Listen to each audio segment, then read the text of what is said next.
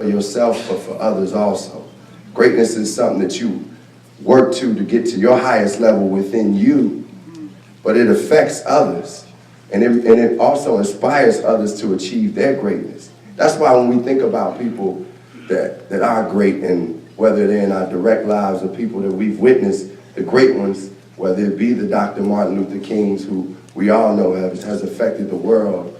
You know, I just went to his memorial just the other day and read some of the same speeches and words that he has said. And these words last forever because of his greatness, because his purpose was greater than just himself.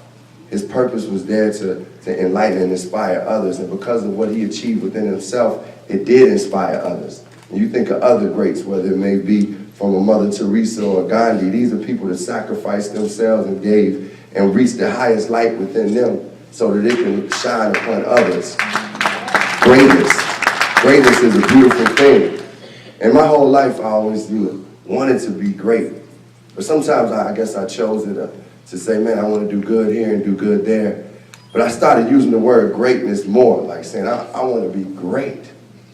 And at the beginning of last year, it really started for me saying, how can I really be great? How can I truly be great? Because I felt, I was achieving some things in life, but I wanted greatness in my life where I knew others were truly being affected and inspired and were being pushed to achieve their greatness. And I thought about it for some days, and I came up with this like mantra for me to achieve greatness. And what it was is you have to find your path, believe in your path, and live it. So achieving greatness, you first have to find your path, believe in your path, and live it. Well, how do you find your path? You can be 12 years old, you may not know your path. You could be 19, you could be 35. Many people don't know exactly what their path is until they really discover it. Well, when I was 12 years old, I was into so many different things. I loved basketball, I loved music, I loved school. I remember being in a class, my English class, and I had a teacher named Mrs. Lynn, who would not only teach us things, about English and language, but for some reason she was teaching us African American history and African history in that class. And we came across a story of a young man named Emmett Till, who was from Chicago like myself. And around the time we were studying this story, I was 12 and he was 14 when the story was being told. And Emmett Till was a young man who had went down in 1955 to Mississippi to visit his family. And you all know during those times the racial tension was stronger than ever. And he went to the South with a northern mentality and didn't know the ways of the South were even stricter than that of the North. So he was down visiting his family and his cousins, having a good time, and they walked to the candy store, and he was waiting outside while his cousins went in, and he saw a beautiful woman, and she happened to be a white woman, and he whistled at her. And when he whistled at her, it offended her. That was something that you just don't do. Black boys shouldn't be doing that. So later that night, Emmett Till was in his uncle's and aunt's home, and they heard a knock at the door, and it was the family of the woman who we had whistled at. And they came into the home and drug Emmett Till out. And at the age of 14, they beat Emmett Till and beat him. And they beat him to death and threw him in a river. Now, they found his body a couple of days later, and as the story went on, his mother chose, after they shipped his body back to Chicago, to have an open casket funeral just so people could see what hate would produce. And when I seen this picture of Emmett Till, his hair was like 3/4 the size of this podium right here, it just scared me as a young boy, just seeing this picture. So I was scared of the thought that could happen to a young man like that, and just even the sight of seeing it just made me fearful. Well, around the same time, be 12 years old, I also had good things going on. I was a ball boy for the Chicago Bulls. And at the time, I was the visiting team's ball boy, so I would I would have to take equipment from the visiting team's locker room to the home team, to the Bulls locker room, take equipment under this tunnel that was under the Chicago Stadium. Well, after I heard the story of Emmett Till, I was kind of scared, like going through that tunnel. I would feel like some ghost was down there, something was scary. So I would start running under that tunnel. Like 8 nights straight, I was just running under the tunnel, just feeling like something was around me. Well, around the 9th time, I decided to be the black guy in the scary movie and be real cool and strong and just stop and say, what's going on here? And I felt the spirit there. And it was the spirit. And it was the spirit of Emmett Till that was saying to me, greatness is in you. Your purpose is greater than you know.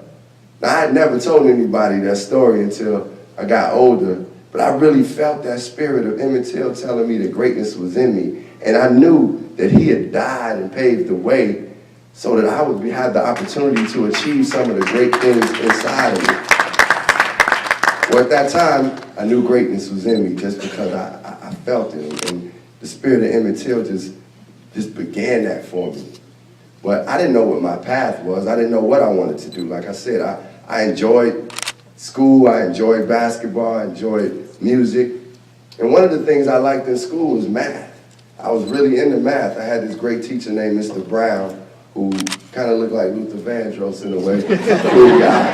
And for some odd reason in his class, I would always end up passing gas in his class.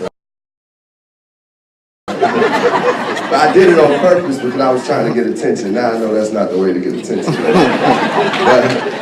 Well, during this time, after a while, Mr. Brown said to me, because he knew what type of student and person I was, he said, quit acting like a bumbler. That was his word for fool. Quit being a fool. Quit acting like a bumbler. You're greater than that.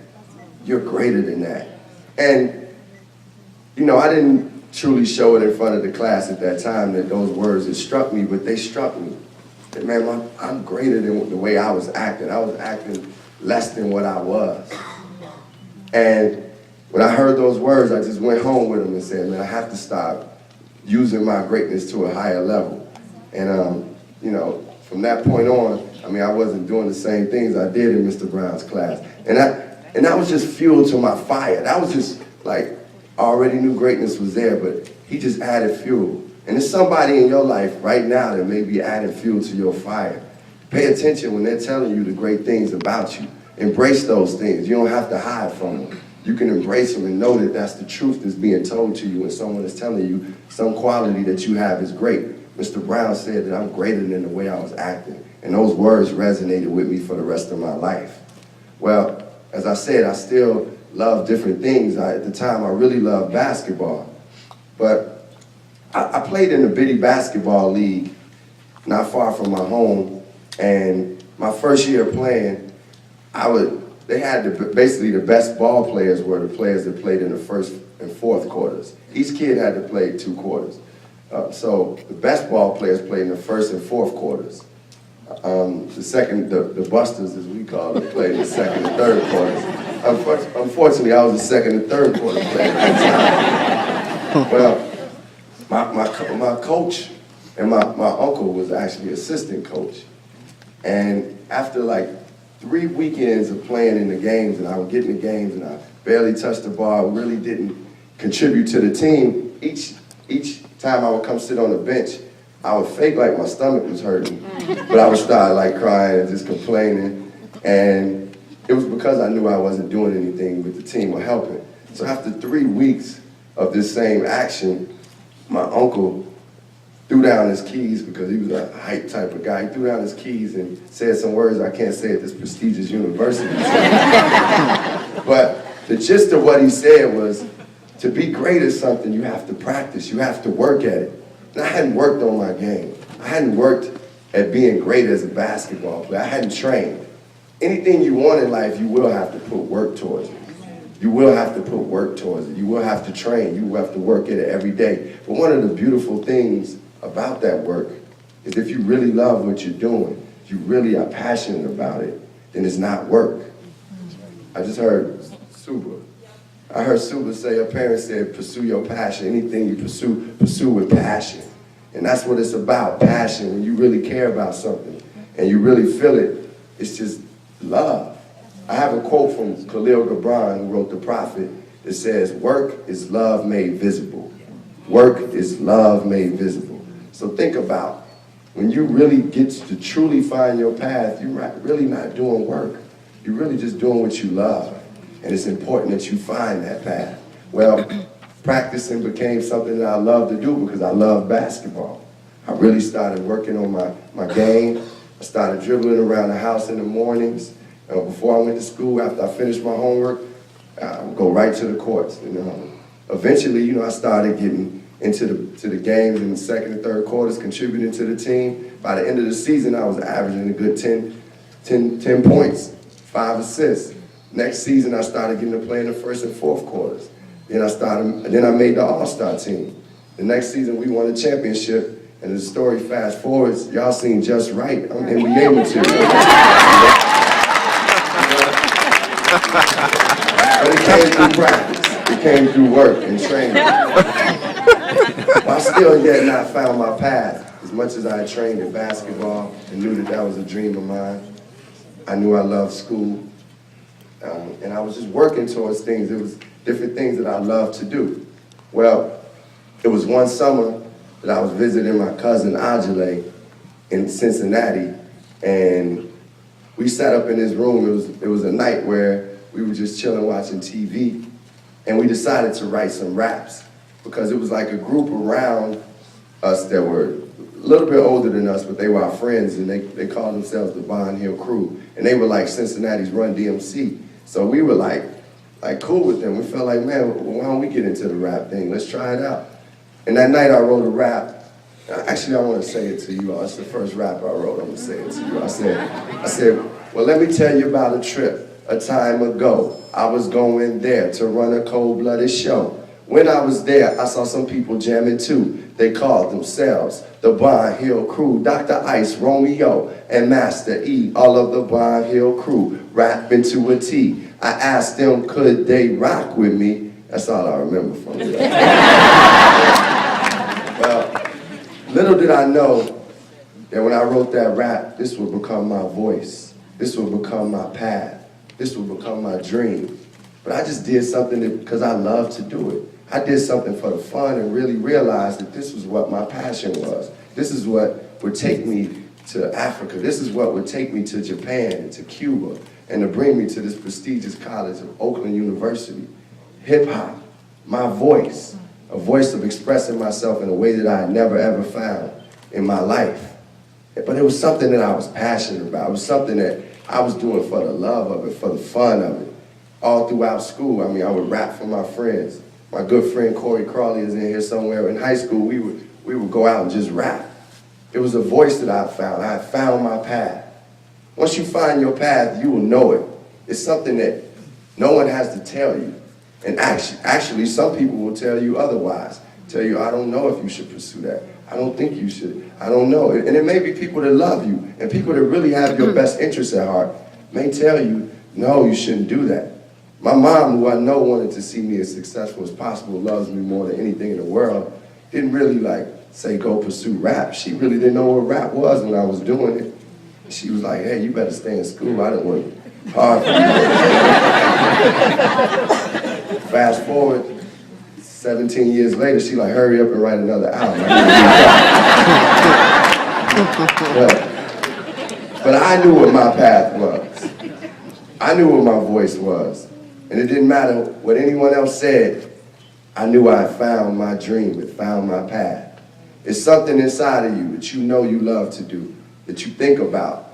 And even if you have to truly, and you will have to, pursue other things, maybe to support your lifestyle, support what you're doing, and you have to go to school and do things. I continued to go to school no matter what. I knew that learning and education was advancement no matter what I wanted to pursue in life.